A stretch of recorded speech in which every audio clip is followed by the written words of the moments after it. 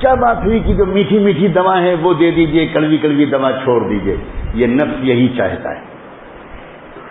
یہ نفس یہ چاہتا ہے کہ جس عمل میں دل لگے وہ میں کروں گا، جس عمل میں دل نہیں لگے گا وہ میں نہیں کروں گا. یعنی کڑوی کڑوی دوا نہیں کھاؤں گا، میٹھی میٹھی کھاؤں گا. یہی ہو رہا ہے. کسی کا دل کونے میں بیٹھ کر ذکر کرنے میں تو لگتا ہے، لیکن بازار میں گشت کرنے سے جان نکلتی ہے. دکاندار کے پاس جانا، اب دکاندار تو کام پہ لگا ہوا ہے، اس کے ہاں تو گاہکوں کی بھیڑ ہے، اس کا تو ذہن کہیں اور لگا ہوا ہے. اور وہاں جا کر بات شروع کرتا ہے آدمی، تو دکاندار کیسی نظر سے دیکھتا ہے یہ وہ لوگ جانتے ہیں جنہوں نے ہزاروں مرتبہ گشت کیے ہیں. کس نظر سے دیکھتا ہے دکاندار؟ ہاں کہیے کہیے کہیے کہیے جی کہیے کہیے، یعنی آپ اپنی بات کیجیے میں اپنا کام کروں. کہیے کہیے جی کہیے. ایسا لگتا ہے کہ اس آدمی نے 7ویں مالے سے نیچے پھینک دیا. کتنی ذلت محسوس ہوتی ہے. اب گشت میں جاتے ہوئے جان نکلتی ہے، اور آدمی کہتا ہے امیر صاحب میں تو ذکر کی جماعت میں بیٹھوں گا.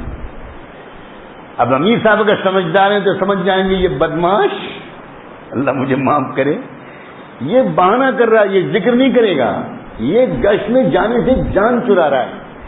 اور امیر اگر سمجھدار ہوگا تو کہیں ماشاء اللہ آپ تو فکر مند ساتھی ہیں بھائی، آپ تو آج متکلم بنیں گے، اللہ خوش رکھے، اللہ جزاک اللہ. اور مصیبت آئی، اب متکلم بنے.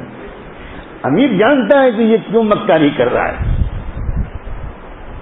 وہ کہتا نہیں کہ تم مکاری کر رہے ہو، لیکن اس کی بات کو مانتا بھی نہیں. یہ نفس کی شرارتیں عجیب ہیں.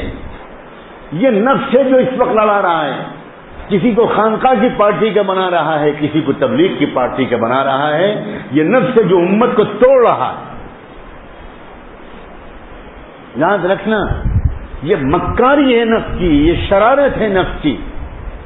اگر تم اللہ کے راستے میں نکلتے ہو، پابندی سے اپنی جان و مال لگاتے ہو، یقین رکھنا میں سچ کہتا ہوں پوری ذمہ داری کے ساتھ، تبلیغ کی محنت کو اگر پورے صحیح اصولوں کے ساتھ کیا جائے تو وہ اعلیٰ درجے کی اصلاح کا نسخہ ہے.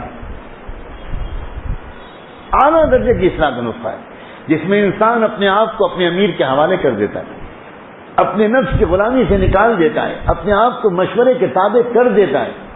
جو طے ہوگا میرے لیے میں حاضر ہوں.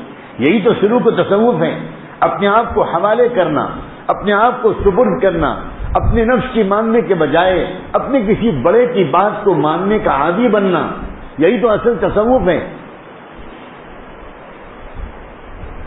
سچی بات تو یہ ہے کہ حضرت مولانا الیاس رحمۃ اللہ علیہ کی تمام تر تربیت خانقاہی لائن کی ہوئی تھی، ذکر کی لائن کی ہوئی تھی، اور اللہ نے ان کو ایک ایسا حکیمانہ کام دے دیا کہ اس خانقاہ کے فیض کو اور ذکر کے انوار کو پوری امت میں پھیلا دیا جائے.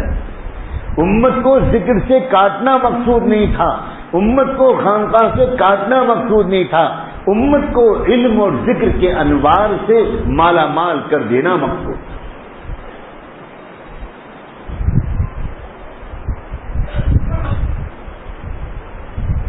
یہ تو بھائی ایک خاندان ہے، ایک ہی برادری ہے، ایک سلسلہ ہے، ایک نسبت ہے. اسی نسبت کا ظہور ہوتا ہے مدارس میں علم کی لائن سے، اسی نسبت کا ظہور ہوتا ہے خانقاہوں میں ذکر کی لائن سے، اور اسی نسبت کا ظہور ہوتا ہے دعوت و تبلیغ کی محنت میں دعوت کی لائن سے.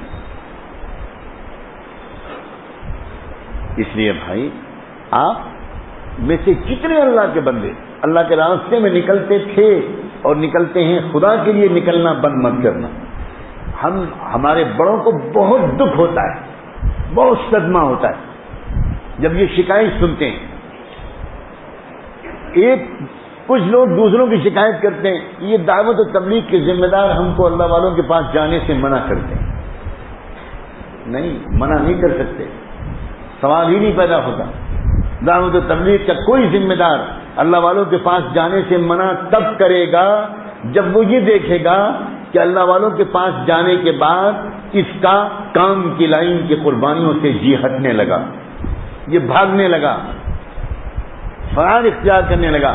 تو وہ یہ ڈرتے ہیں کہ یہ ایک کام میں لگا ہوا تھا، جو کچھ مل رہا تھا اس کو یہیں سے مل رہا تھا، ان کو ڈر لگتا ہے کہ شاید نفس خیر کے اس سلسلے سے ہٹا کر اس کو محروم کرنا چاہ رہا ہے، نہ ادھر کا رہے گا نہ ادھر کا رہے گا، اس لیے وہ سمجھاتے ہیں، ورنہ روکنے کا کوئی سوال ہی پیدا نہیں ہوتا۔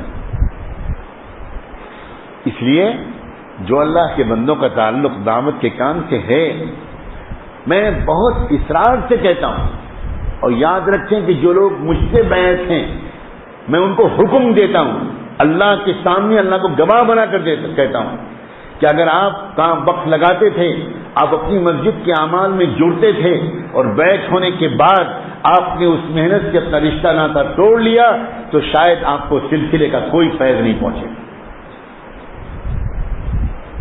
بلکہ آپ سلسلے کو بدنام کرنے کے بہت بڑے گناہ کے مرتکب ہوں۔